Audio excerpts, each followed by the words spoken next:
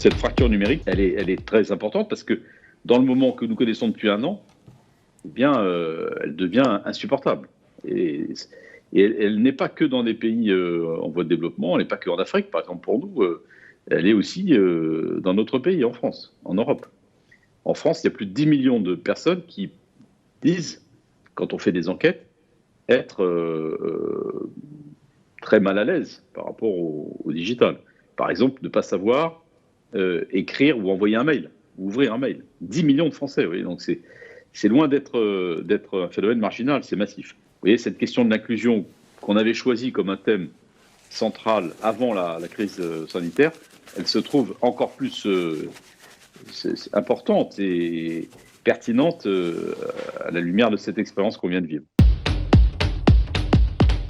Il y a une sorte de paradoxe très profond et contradiction dans l'esprit des gens entre, d'un côté, ce besoin de proximité, ces critiques qui fusent sans arrêt contre l'État centralisateur ou l'entreprise qui décide tout à Paris, et de l'autre côté, cette espèce de frénésie d'égalité, d'égalitarisme, qui est quand même quelque chose de très profond aussi chez nous. Moi, je suis profondément girondin, pour le coup, et pas jacobin, et je crois beaucoup, au contraire, à cette nécessité d'être près des lieux de vie, des environnements de vie, des environnements de travail des gens.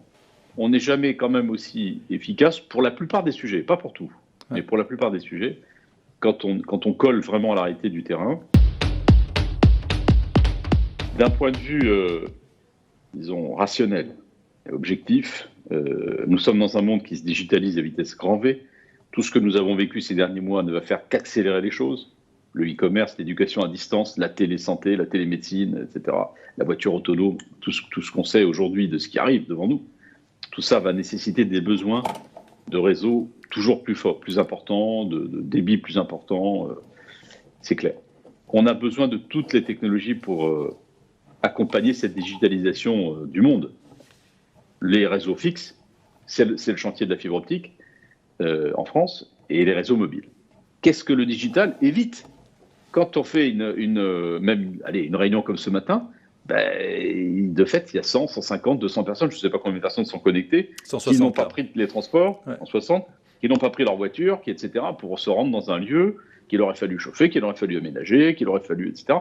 Donc, vous voyez bien que le bilan carbone d'une réunion digitale, il est infiniment meilleur que le bilan carbone d'une réunion physique. Alors, il manque beaucoup de choses, bien évidemment, mais d'un point de vue environnemental, c'est quand même compliqué d'affirmer le contraire. Il y a une étude de l'agence de l'ADEME qui nous dit que le bilan carbone entre une réunion physique et une réunion par visioconférence, c'est de 1 à 100. Économie de 1 à 100. Ouais. Donc, aller expliquer que la 5G est mauvaise pour la planète, quand on voit concrètement ce que ça permet, ça me paraît quand même un peu imposé. D'abord, dans la période qu'on vient de vivre, on a vécu une extraordinaire importance de la parole du leader. La parole du leader, sa posture, son body language, les mots qu'il utilise, capital. Dans une période où on est dans un stress général et une incertitude générale, c'est la parole du leader, quel qu'il soit, que ce soit manager d'entreprise ou évidemment responsable politique. Regardez les audiences des émissions du président de la République. Donc la parole du leader a pris une importance considérable, qu'honnêtement, noyée au milieu d'un flot de paroles de toutes sortes, en temps normal, elle a quand même beaucoup moins.